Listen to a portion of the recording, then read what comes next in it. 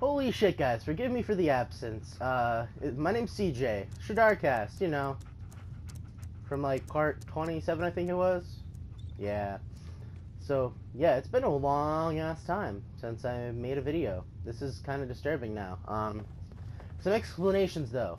I realized after part 27 and after, like, taking a week off of recording because I recorded 27 friggin' episodes of at least 15 minutes or less, but no less than 10 over the span of a week, which is a friggin' hefty load for any one person to be able to just do by themselves, let alone, like, maintain for a long period of time. So, I took a moment, well, another week, to figure out how exactly I want to really go about doing this series. It's fairly complicated to be able to self-produce videos without any sort of editing, without any sort of talent, and without any sort of following. So I decided to take the easier route and take my time to actually build up certain infrastructures, because a lot of people, especially friends that have not really played a whole lot of video games and have watched for the sake of the entertainment and for the story, I thought I would take the time to be able to do what necessary build up for resources and farming that I had to do, which then included like doing completing certain quests and going through certain places, leveling up a shitload, as you see, level 22 now, next to that scary Radstag male. But on top of that, allow me to get to a point to where I can comfortably play survival without necessarily having to die consistently as I was before. And you know, dying is a fair point for survival, but as far as for entertainment value for a Let's Play series, unless you're famous, it's not really all that great for a first series to do. So, hence, taking the time off, doing what I needed to do, upgrading our look and our armor, and being able to get better weaponry, such as my awesome hunting rifle now, and do various things in order to preserve my ability of being able to still bring entertaining content, but also do it in a way that I'm not going to be necessarily taxing myself on every aspect, because I also do work a full-time job. I am also studying at college to be able to, you know, eventually have some sort of career in my life. But I also want to do this because this is something I'm interested in. This is something I'm heavily interested in doing as far as like Let's Plays and recordings and podcasts, hence the Shadarcast as it stands. And I also do a lot of things outside of work and study and video games, as far as like tabletop video games, that'd be stupid fucking combo. Tabletop gaming, as far as Dungeons and Dragons is concerned, and other various RPGs. I DM a session for my friends, a few people, one of them being a member of the Shadarcast, Demon, who should join me at some close point soon, maybe for like a short 15-minute discussion on something while it's me playing. There's also just the Shadarcast in general, as far as recording things and getting things edited and hopefully uploaded soon within a series of videos, almost as erratically as we've done this series so far. But on top of that, I'm also human. I'm prone to being able to allow myself rest, and then that rest becoming a slothful, almost near a month and a half's worth of time taken to oneself to rest. Working and resting and sleeping and forgetting that this exists, kind of. But never mind that. It's a day off today. I'm going to do some videos. I'm going to cap up off at 30 and maybe reach 35 if I can.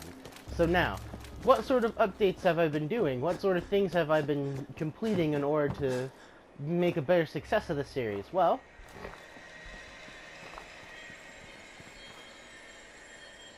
that was fucking ominous.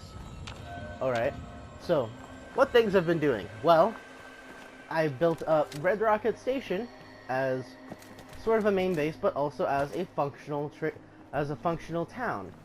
Why did I do this? Because it makes me baser revenue, which is difficult to come by in survival, as a means of the doing quests that are very dangerous, which give me high reward as far as tech, weapons, armor, caps.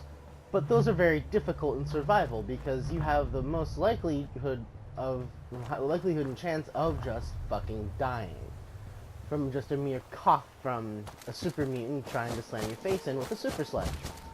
Even worse, his bigger, badder cousin, who fucking, you know, those fucking assholes with the giant, used to be giant hydrants back in the day. You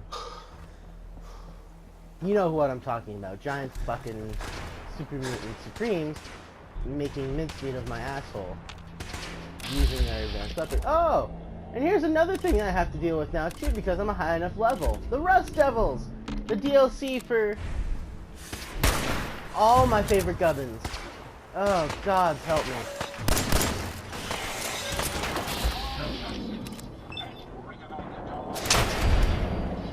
So yeah, on top of that, starting the Automaton DLC, because much like things in Skyrim, DLC activates by means of level up.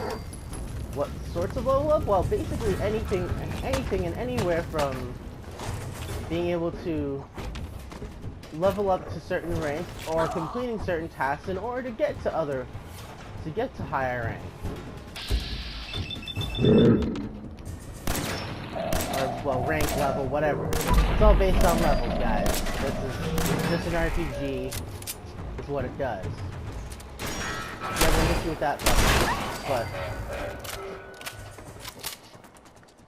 yeah, the Automatron DLC, which has added a lot more difficulty because robots are difficult to kill when you're using bullets.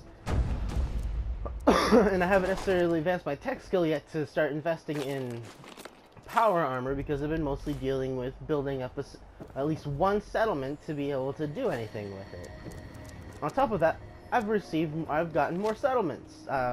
Starlight, the Starlight movie theater, a few of the ones that come with doing quests for Preston. As much as I don't want to do them, I have to do them so that way I can have the better chance of succeeding. Eventually I have to do more and more of the questline for the Minutemen in order to get more benefits from them.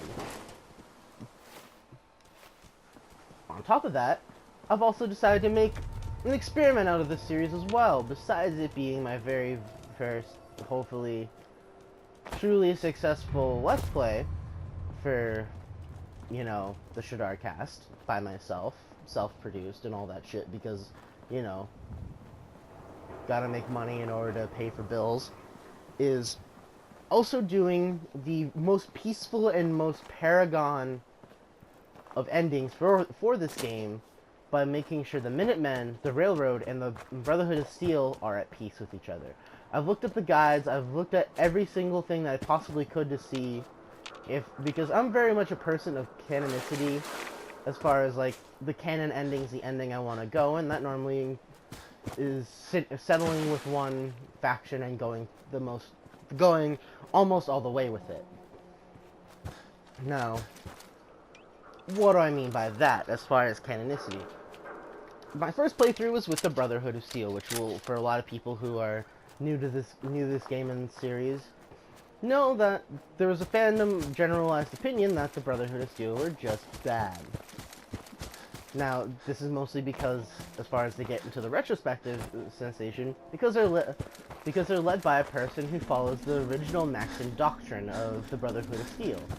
But on top of that, it's also infusing the positive changes and that help benefit the Brotherhood of Steel by means of Elder Lions, and then eventually his daughter, whom he gave the rank Sentinel Lions, enacted in DC during Fallout 3. This is mostly the reason why I went with them in the first place. It's like, I have familiarity with this. But at the same time, however, it's a tenuous victory. Because you have to do a lot of other things in order to gain that ultimate victory for the Brotherhood of Steel. As far as maxing through ad victoriam. Maxing. But on top of that, doing the Minutemen by themselves is potentially destructive to the Commonwealth as a whole. In the Railroad as a faction, on top of the list of things I had to do in order to make sure to succeed in the series further on, start the Railroad as far as just meeting them. They're basically an intelligence agency that takes since the artificially made humans by the by the Institute are basically the Underground Railroad for synths, but are also as dangerous as the CIA is if they were to ever be allowed to, do sanctioned missions and operations on U.S. soil. So I don't think the Commonwealth would want that either. So a peace brokered between all three of them on the through line of completing the quest through the Minutemen is the most logical thing to do. It makes the most sense. There's the most benefits to be had for me as a player. On top of that, for the Commonwealth as a whole. They're not going to be potentially plagued for years by the notion that the Brotherhood is essentially invading and taking over the Commonwealth, as more of their facilitating the expansion of a potential Commonwealth government by means of having the Commonwealth supply a militia through the Minutemen. What the fuck are you doing underneath here, you stupid bastard? God, hopefully he'll reset once I sleep. Anywho, through the Minutemen, who are basically a flare away from helping anybody once you max out settlement prosperity and trade and whatnot, speaking of which. And then the Railroad to being able to relay information, keep communications going, and being able to keep those people who want to work with them protected, as well as saving synths and keeping them protected from the Brotherhood. It seems like a fair three-way trade between all three factions, as far as one or more people could go with. I personally agree with this.